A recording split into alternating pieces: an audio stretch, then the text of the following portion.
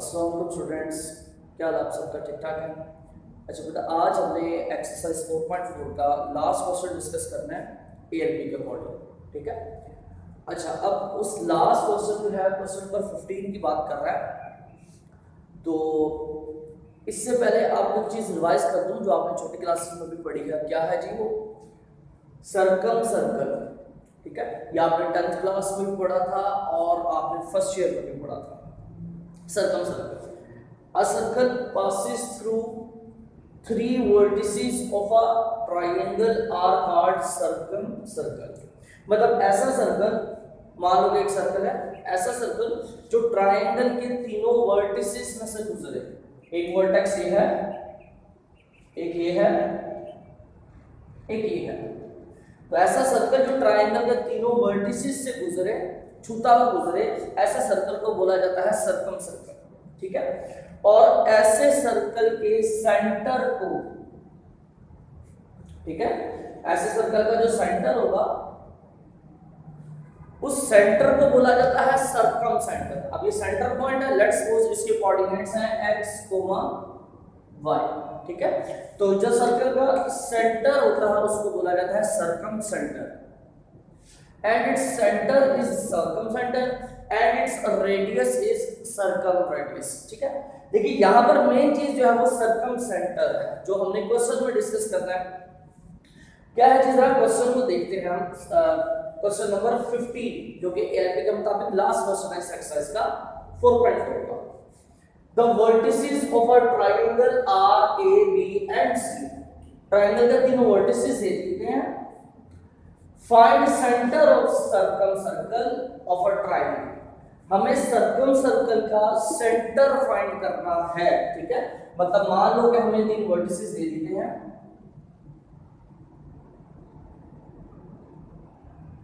हमें तीन वर्टिसेस दे दिए हैं A, B, C। हमें इन वर्टिसेस की मदद से इस ट्रायंगल का जो सर्कम सर्कल बनेगा उस सर्कल का सेंटर फाइंड करना है। लेट्स सपोज ये है सेंटर, वो सेंटर हमें फाइंड करना है।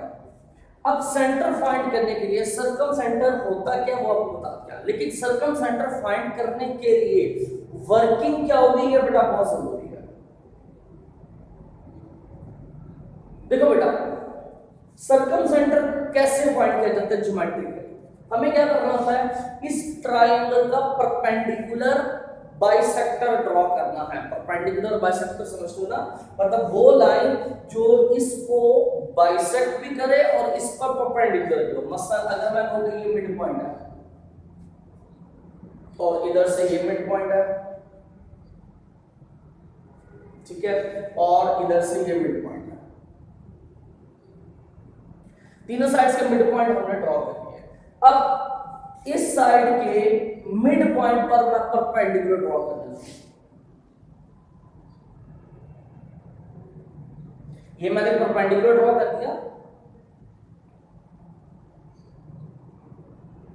ठीक है। मैं इस साइड पर भी, इस साइड के मिड पॉइंट पर भी परपेंडिकुलर ड्रॉ कर देता हूं, ठीक हो गया। तो दो परपेंडिकुलर ड्रॉ कर दिए, एक ये, एक ये। मैं इस साइड के मिड पॉइंट पर भी परपेंडिकुलर ड्रॉ कर देता हूं, एक ये, ठीक है। अब आप देख सकते हो बड़े ध्यान से कि मैंने इस साइड का परपेंडिकुलर बाइसेक्टर ड्रॉ किया। परपेंडिकुलर से मुराद 90 एंगल, और बाइसेक्टर क्यों बोला? क्योंकि बेटा ये वाली लाइन इस साइड को क्या कर रही है, टू इक्वल पार्ट्स में कट कर रही है। बाइसेक्ट का मतलब भी यही होता है, टू इक्वल पार्ट्स में कट कर रहा है, ठीक है। तो मैंने एक AB साइड का परपेंडिकुलर बाइसेक्टर ड्रॉ किया, मैंने AC साइड का परपेंडिकुलर बाइसेक्टर ड्रॉ किया, मैंने BC साइड का परपेंडिकुलर बाइसेक्टर ड्रॉ किया। ये तीनों परपेंडिकुलर बाइसेक्टर जिस पॉइंट पर मिल रहे हैं, जिस पॉइंट पर मिल रहे हैं उस पॉइंट को बेटा जी बोला जाता है सर्कम सेंटर। उस पॉइंट को क्या बोला जाता है? सर्कम सेंटर, ठीक है। तो होप सो आपको सर्कम सेंटर क्लियर हो गया। अब ये सेंटर पॉइंट हम फाइंड कैसे करेंगे? हम कुछ इस तरह की वर्किंग करेंगे। देखो भाई, हम कुछ ऐसी वर्किंग करेंगे, हम ये जो ए बी का परपेंडिकुलर बाइसेक्टर है इस लाइन की इक्वेशन फाइंड करेंगे, ठीक है। और ये जो AC का परपेंडिकुलर बाइसेक्टर है हम इसकी भी इक्वेशन फाइंड करेंगे, ठीक है। जब इन दोनों लाइंस की इक्वेशन आ जाएगी हमारे पास, उन इक्वेशंस को साइमल्टेनियसली सॉल्व कर लेंगे तो ये हमारे पास पॉइंट ऑफ इंटरसेक्शन आ जाएगा उनका, ठीक है। और ये जो पॉइंट ऑफ इंटरसेक्शन होगा यही बेटा सर्कम सेंटर कहलाएगा। तो वर्किंग थोड़ी लेंथी है बट रट्टे वाला काम नहीं है, समझ के करना तो आपके लिए इजी होगा, अदरवाइज ये क्वेश्चन भी आपके लिए थोड़ा सा प्रॉब्लम कर सकता है, लेंथी जरूर जाएगा। तो टारगेट हमारा क्या है, दोबारा सुनो बेटा, हमने इन तीन वर्टेक्स की मदद से हमने ए बी साइड के परपेंडिकुलर बाइसेक्टर की इक्वेशन बनानी है, हमें AC साइड के भी परपेंडिकुलर बाइसेक्टर की इक्वेशन बनानी है। पहले ये दोनों इक्वेशन बनाते हैं, जब इक्वेशन बन जाएगी फिर उनको साइमल्टेनियसली हम सॉल्व कर लेंगे, ठीक है। अच्छा बेटा, तो A, B और C ये तीन पॉइंट्स हैं हमारे पास, हमने क्या करना है, हमें इस वाले राइट बाइसेक्टर और इस वाले राइट बाइसेक्टर की लाइन फाइंड करनी है, इक्वेशन फाइंड करनी है इन लाइंस। तो लेट करते हैं mid point of A and B, क्या कर रहे हैं, लेट कर रहे हैं mid point of A and B, A और B का जो मिड पॉइंट है उसका नाम रख लेते हैं हम D, ठीक है। और ये पॉइंट निकलेगा कैसे, A और B का जो मिड पॉइंट है, लेट्स सपोज A और B का जो मिड पॉइंट है इसका नाम है D। अब ये निकलेगा कैसे, मिड पॉइंट का याद है ना, A और B का मिड पॉइंट है तो इन दोनों के x को जमा करके 2 पे डिवाइड करना है, इस A और B के x कोऑर्डिनेट को ऐड करके 2 पे डिवाइड करना, करते रहना, ये दोनों x कोऑर्डिनेट है, -2 -4 डिवाइडेड बाय 2 कॉमा इन दोनों के y को जमा करके 2 पे डिवाइड कर देना, 3 + 1 डिवाइडेड बाय 2। तो हमारे पास पॉइंट D क्या आ गया, ये क्या आएगा, -2 -4 -6 डिवाइडेड बाय 2, 3 + 1 4 डिवाइडेड बाय 2। तो यहां से आंसर क्या मिलेगा, 2 1 2 2 3 6, 2 1 2 2 2 4। तो हमारे पास पॉइंट डी क्या आ गया,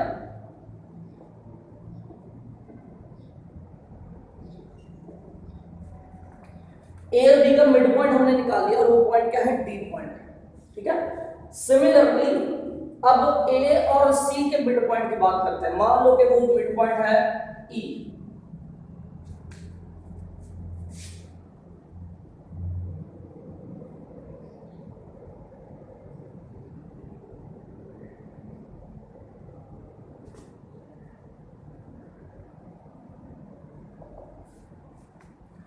mid point of A and C, उसका नाम क्या रख लेते हैं, ई रख लेते हैं। और ये ई कैसे निकलेगा, ई कैसे आएगा, ए और सी दोनों के एक्स को जमा करके 2 पे डिवाइड करो, एक्स को जमा करके 2 पे डिवाइड करो, -2 + 3,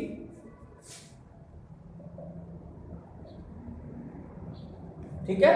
और इन्हीं दोनों के y को ऐड करके 2 पे डिवाइड करो, 3 + 5 डिवाइड बाय 2।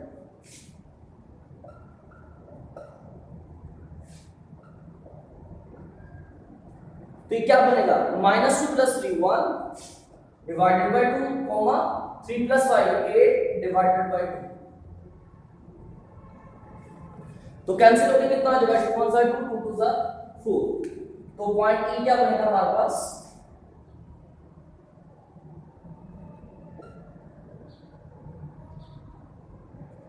ठीक है। तो बेटा वापस पॉइंट डी मौजूद है जो कि ए और बी का मिड पॉइंट है, हमारे पास पॉइंट ई मौजूद है जो कि ए और सी का मिड पॉइंट है, ठीक है। अब हमने क्या करना है, हमने किसी आप स्लोप निकालेंगे, पहले ए बी की स्लोप निकालेंगे फिर ए सी की स्लोप निकालेंगे।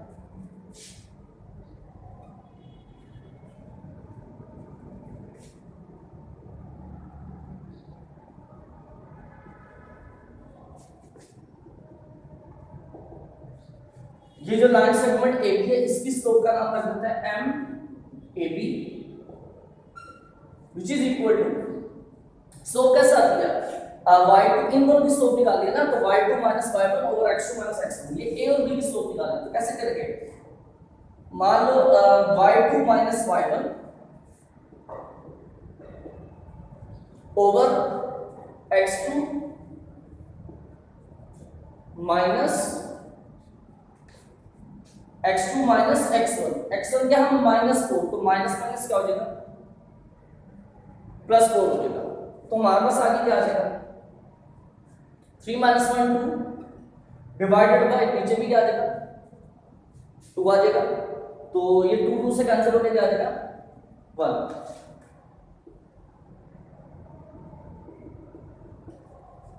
ठीक है, इस साइड की स्लोप आ गई है 1। ओके, अब जरा इस साइड की स्लोप निकाल लेते हैं AC।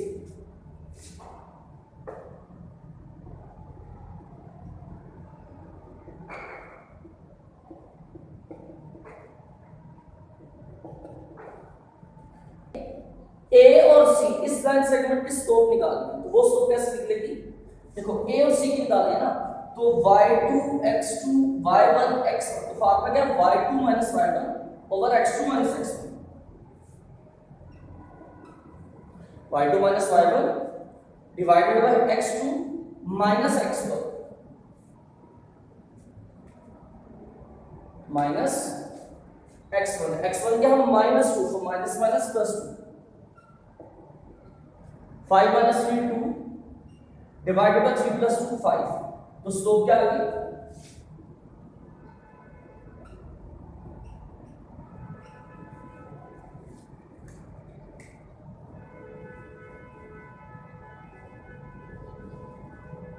ठीक है बेटा, ये याद रखिएगा, हमने इस साइड की स्लोप निकाली और इस साइड की स्लोप निकाली। ठीक है, अब देखिएगा कि जो ए बी का राइट बाइसेक्टर है, ठीक है, ये वाला और ये वाला, इन दोनों की स्लोप आप ये दोनों लाइंस आपस में परपेंडिकुलर है, फिर इनकी स्लोप का भी तो आपस में एक रिलेशन बनेगा ना, जरा आप उसकी बात करें। अच्छा तो बेटा ए बी की स्लोप आ गई हमारे पास, इस लाइन सेगमेंट की स्लोप आ गई, AC की स्लोप आ गई, इस लाइन सेगमेंट की स्लोप आ गई। ठीक है, अब हमें तो ये जो राइट बाइसेक्टर है परपेंडिकुलर बाइसेक्टर है, हमें इसकी लाइन फाइंड करनी है, तो मतलब हमें इसकी स्लोप चाहिए, फिर हमें इस परपेंडिकुलर बाइसेक्टर की भी लाइन फाइंड करनी है, तो मतलब हमें इसकी स्लोप भी रिक्वायर्ड है। तो सपोज कर लेते हैं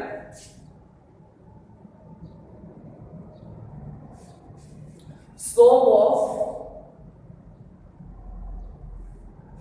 perpendicular slope of perpendicular bisector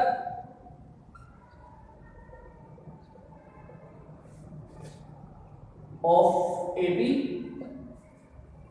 फर्ज करते हैं कि जो AB लाइन सेगमेंट है इसके परपेंडिकुलर बाइसेक्टर की जो स्लोप है उसका नाम है M1,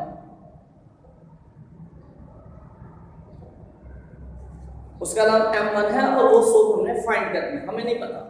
ठीक है ना, गौर से देखिएगा, slope of perpendicular bisector of AB, मतलब AB का जो परपेंडिकुलर बाइसेक्टर है उसकी स्लोप का नाम हमने रखा M1, और उस M1 की वैल्यू क्या हमें नहीं पता, हमने वो वैल्यू फाइंड करनी कर लेते हैं। एज देखो भाई, अब AB और ये परपेंडिकुलर बाइसेक्टर, ये इन दोनों के दरमियान आपस में एंगल कितना बन रहा है 90 का, इसका मतलब ये दोनों आपस में परपेंडिकुलर है ना, बात भी नहीं कर रहा परपेंडिकुलर की, तो परपेंडिकुलर जब दो लाइंस परपेंडिकुलर हो तो उनकी स्लोप के बारे में रिलेशन पढ़ा था हमने, क्या था कि अगर ये वाली लाइन और ये वाली लाइन सेगमेंट आपस में परपेंडिकुलर है तो मतलब इसकी स्लोप और इसकी स्लोप का प्रोडक्ट किसके इक्वल होगा -1 के इक्वल होगा, ऐसी है, मतलब AB की स्लोप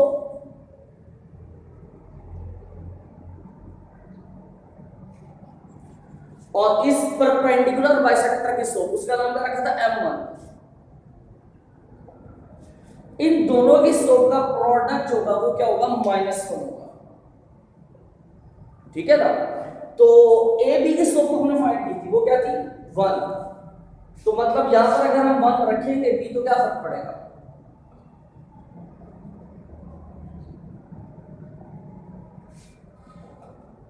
ठीक है, इसकी जगह पर 1 रखेंगे, मल्टीप्लाई करें कोई फर्क नहीं पड़ेगा, तो स्लोप का आंसर क्या आ गया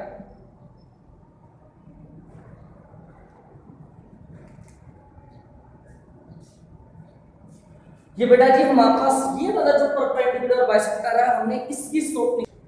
अच्छा अब सेम इसी तरह जैसा कि हमने इस परपेंडिकुलर बाइसेक्टर की स्लोप फाइंड की, अब सेम इसी तरह इस वाले परपेंडिकुलर बाइसेक्टर की भी स्लोप फाइंड करते हैं। जैसे हमने पहले लिखा था suppose slope of perpendicular bisector of AB is equal to m1, same उसी तरह लिख रहे हैं and slope of perpendicular bisector of AC, ये जो AC है इसके परपेंडिकुलर बाइसेक्टर की स्लोप की बात करने लगे और उसका नाम रख लेते हैं m2 और उसकी भी वैल्यू हमें नहीं पता, हमने फाइंड करनी है, ठीक है ना। इस परपेंडिकुलर बाइसेक्टर की स्लोप आ गई, अब हमने इस परपेंडिकुलर बाइसेक्टर की स्लोप निकालनी है। तो अगेन वही कॉन्सेप्ट जैसा कि ये वाला लाइन सेगमेंट और ये वाला लाइन सेगमेंट दोनों आपस में परपेंडिकुलर है,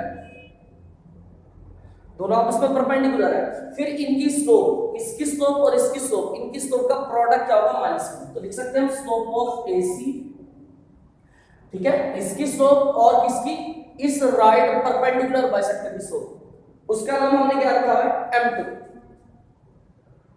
किसके इक्वल आएगा -1 के इक्वल आएगा, ठीक है।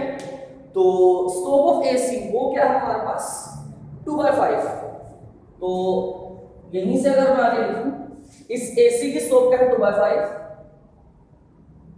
Multiply m2 is equal to -1, ठीक है। तो बेटा फिर m2 की स्लोप क्या मिलेगी हमें 5 डिवाइड हो रहा है उधर जाके -1 से मल्टीप्लाई होगा तो कितना बनेगा -5, ठीक है, -5 हो जाएगा और फिर बेटा 2 बचेगा तो 2 मल्टीप्लाई आ रहा तो वो उधर जाके क्या हो जाएगा डिवाइड हो जाएगा। तो ये बेटा जो हमारे पास दूसरे वाले राइट परपेंडिकुलर बाइसेक्टर की स्लोप आ गई, ठीक है। बेटा गौर कीजिएगा हमारा क्या काम था, हमारी वर्किंग क्या थी, हमने ये सर्कम सेंटर फाइंड करना था, ये ठीक है, जो इस वाले परपेंडिकुलर बाइसेक्टर और इस वाले परपेंडिकुलर बाइसेक्टर का जो पॉइंट ऑफ इंटरसेक्शन है वो हमने फाइंड करना था, ठीक है।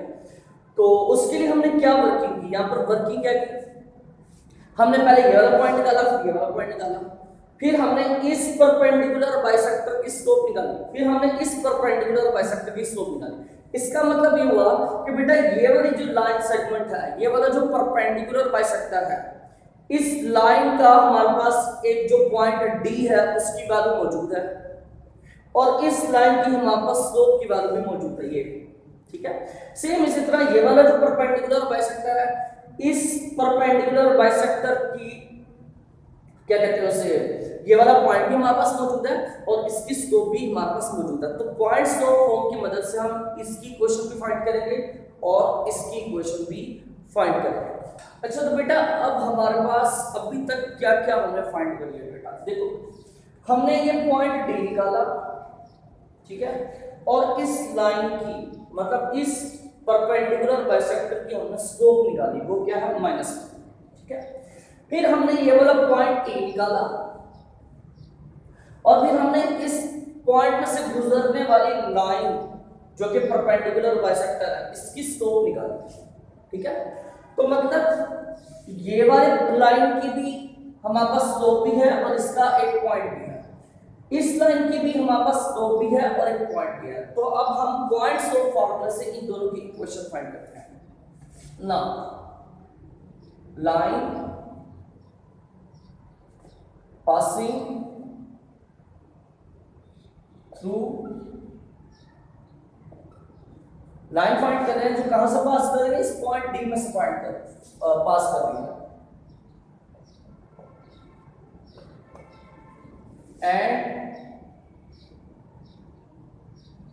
हैविंग स्लोप, स्लोप क्या है, हम एक लाइन फाइंड कर रहे हैं, ये वाली लाइन जो D में से गुजर रही है और इस लाइन की स्लोप क्या है -1, एंड हैविंग स्लोप -1 is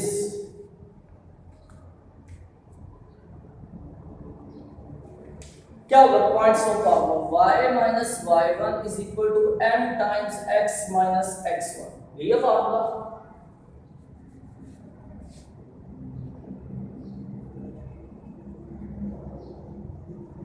ठीक है, इस फॉर्मूले में जरा हम सारी वैल्यूज पुट करते हैं।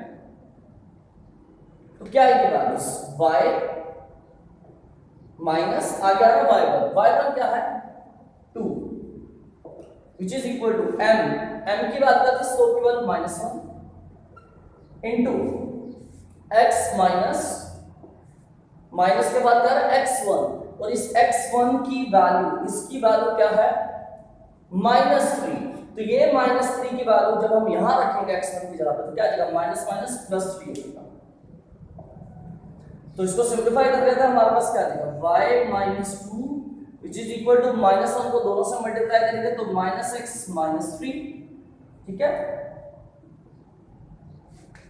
इन दोनों को उठा के दे दिया तो -x इधर आके +x हो जाएगा, -3 इधर आके +3 हो जाएगा।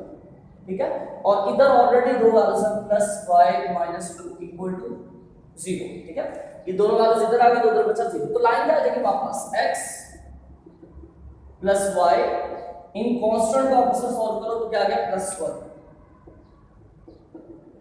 Equal to 0। इसका नाम रख लेते हैं इक्वेशन 1। तो बेटा ये जो इक्वेशन आई है ये हमारे पास इस वाले परपेंडिकुलर बाइसेक्टर की इक्वेशन आ गई। अब इसी तरह हमने ये वाले परपेंडिकुलर बाइसेक्टर की भी इक्वेशन फाइंड करनी है। And line passing through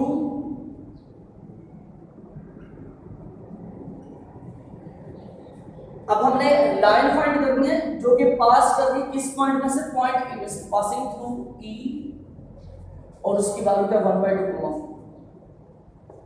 and having slope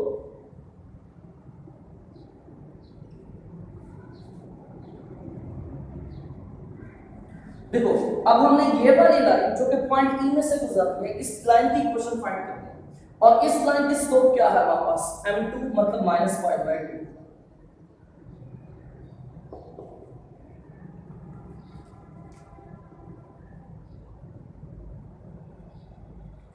तो क्या है देखिए हमारे पास फॉर्मूला क्या है y - y1 is equal to m times x - x1। इसमें वैल्यूज पुट करते हैं सारी। y - y1 की वैल्यू क्या है 4 which is equal to m की वैल्यू क्या है -5/2 इनटू x - x1 और इस x1 की वैल्यू क्या है 1/2।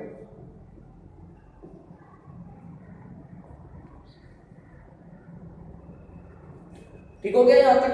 अब इसको थोड़ा सा मजीद सिंप्लीफाई कर देते हैं तो क्या आएगा हमारे पास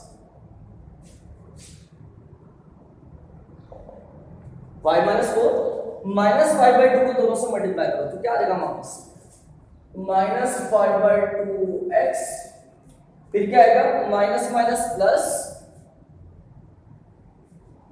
प्लस आ जाएगा 5 1 से मल्टीप्लाई कर 5 और नीचे वाली वैल्यू नीचे वाले से मल्टीप्लाई कर 2 2 सा 4।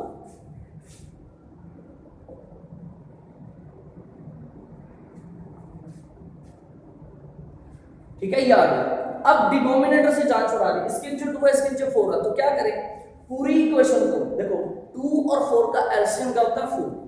पूरी इक्वेशन को 4 से मल्टीप्लाई कर दो तुम्हारे पास क्या आ जाएगा, इसको 4 से मल्टीप्लाई करेंगे तो 4y माइनस इसको 4 से मल्टीप्लाई करेंगे तो 16 इज इक्वल। जब हमने इसको 4 से मल्टीप्लाई करना है इस बात को देखो बेटा -5/2 टाइम x जब हमने इसको मल्टीप्लाई करना है 4 के साथ तो हमारे पास क्या आएगा देखो 2 1 2 2 2 4 तो कितना आएगा 2 आएगा 2 -5 से मल्टीप्लाई कर -10 हो जाएगा साथ में क्या आ जाएगा x आ जाएगा। ठीक है, प्लस जब इसको 4 से मल्टीप्लाई करेंगे तो नीचे वाला 4 कैंसिल हो जाएगा तो 5 बचेगा। ठीक हो गया। अब इसको सिंप्लीफाई करते हैं -10x इधर आके +10x। ठीक है, 5 प्लस के इधर आके -5 और क्या बच गया +4y -16 इक्वल टू 0। उधर वाली दोनों वैल्यूज इधर आ गई ना, तो वहां पर क्या बचा 0। 10x plus 4y constant constant से करो, -5 और -16 कितना हो गया 16 5 21 -21 इक्वल टू 0। ये बेटा आ गई हमारे पास इक्वेशन 2। ठीक है, तो बेटा ये सारी कैलकुलेशन करने के बाद हमारे पास इस वाले परपेंडिकुलर बाइसेक्टर की इक्वेशन आ गई और इस वाले परपेंडिकुलर बाइसेक्टर की इक्वेशन आ गई। ठीक है, जरा गौर कीजिएगा हमने क्या क्या बेटा, हमारे पास 3 वर्टिसेस थे, इन दोनों की मदद से हमने मिड पॉइंट निकाला, इन दोनों की मदद से भी हमने मिड पॉइंट निकाला। ठीक है, क्यों निकाला? क्योंकि बेटा इस लाइन का हमारे पास एक पॉइंट आ गया, इस लाइन का भी हमारे पास एक पॉइंट आ गया। ठीक है, उसके बाद फिर हमने क्या किया, हमने इसकी स्लोप निकाली, उसकी मदद से हमने इस परपेंडिकुलर की स्लोप निकाली, फिर हमने AC की स्लोप निकाली, उसकी मदद से उसकी हेल्प से हमने इस परपेंडिकुलर की स्लोप निकाली। ठीक हो गया? तो बेटा इस परपेंडिकुलर का हमारे पास एक पॉइंट भी था, स्लोप भी थी। इस परपेंडिकुलर वाली लाइन का भी हमारे पास एक पॉइंट भी था, एक स्लोप भी थी। तो हमें बेटा पॉइंट स्लोप फार्मूले की मदद से हमने इस वाले परपेंडिकुलर की लाइन फाइंड कर दी और हमने इस वाले परपेंडिकुलर की भी लाइन फाइंड कर दी, दोनों लाइंस आ गई। अब बेटा इस लाइन को और इस लाइन को दोनों को जब हम साइमल्टेनियसली सॉल्व करेंगे तो हमारे पास ये वाला पॉइंट आएगा। ठीक है, और ये वाला पॉइंट क्या, पॉइंट ऑफ इंटरसेक्शन है दीज टू लाइंस, वो फाइंड करना है। अब वो कैसे फाइंड करना है, चाहो तो आप इसको दोबारा लिख के ना यहां से y की वैल्यू निकालो फ्रॉम इक्वेशन 1।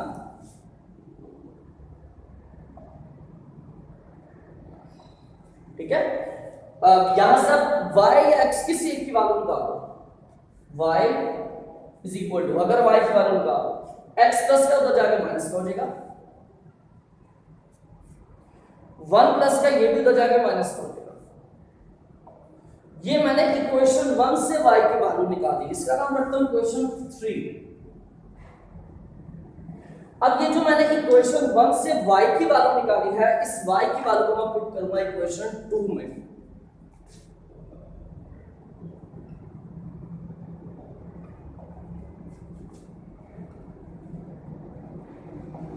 ठीक है, ये जो y की वैल्यू निकाली इक्वेशन 3 में से, इस y की वैल्यू को पुट करते हैं इक्वेशन 2 में, तो हमारे पास क्या आएगा 10x प्लस 4y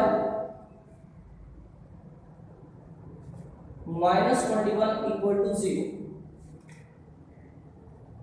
ठीक है, मैंने इक्वेशन 2 लिख दी, 10x plus 4y minus 21 equal to 0। लेकिन ये जो 4 है, इस 4 की सॉरी ये जो y है, इस y की जगह पर मैं उसकी वैल्यू पुट करता हूं माइनस x माइनस 1।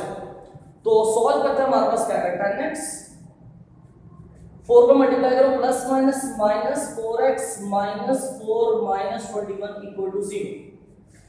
तो 10 में से 4 निकालते 6x minus minus minus plus 21 में 4 जमा करें 25 ठीक है, तो साइन बड़ी वाले वैल्यू का आ जाएगा माइनस इक्वल टू 0। ये 25 माइनस का उधर जाके प्लस का 25 हो जाएगा, तो मैं यहीं पे कर दूं, ये उधर जाके प्लस का हो जाएगा तो इधर आ जाएगा इक्वल। ठीक है, अच्छा बेटा 6 मल्टीप्लाई इधर आके डिवाइड हो जाएगा, तो x की वैल्यू क्या मिलेगी,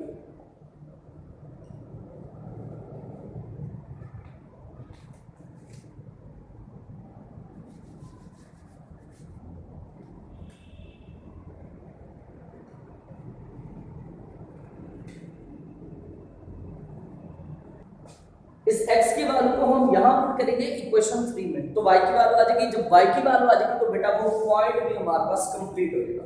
इसको पुट करते हैं, पुट इन इक्वेशन 3। इस x की वैल्यू को इक्वेशन 3 में पुट करते हैं, तो हमारे पास क्या आ जाएगा y is equal to minus x minus 1। x की जगह पर क्या आ जाएगा, उसकी वैल्यू 25/6। इसका एलसीएम लेते हैं, एलसीएम क्या आएगा, नीचे वाली वैल्यू एज इट इज, ये ऊपर वाली value as it is -25 minus ये साइड वाली वैल्यू को नीचे वाली से मल्टीप्लाई करके लिख देते हैं ऊपर, तो 1 को 6 से मल्टीप्लाई करेंगे तो क्या आ जाएगा 6 आएगा। तो बेटा y क्या बनेगा, माइनस का 31 divided by 6 minus minus plus हो जाएगा ना, 25 में 6 ऐड करेंगे 31, तो ये y की वैल्यू भी आ गई, ये y की वैल्यू भी आ गई, तो बेटा x भी आ गया y भी आ गया। इसका मतलब ये जो इन दोनों लाइंस का पॉइंट ऑफ इंटरसेक्शन था वो भी हमारे पास आ गया। और बेटा याद रखना कि यही जो राइट बाइसेक्टर के परपेंडिकुलर बाइसेक्टर का जो पॉइंट ऑफ इंटरसेक्शन होता है वही सर्कमसेंटर कहलाता है। मैंने सर्कमसेंटर आपको बता दिया था होता क्या है, ठीक है, लेकिन उसकी डेफिनेशन जो है सर्कमसेंटर की वो यही होती है कि जो परपेंडिकुलर बाइसेक्टर है उनका पॉइंट ऑफ इंटरसेक्शन जो होता है वो सर्कमसेंटर होता है। सो सर्कमसेंटर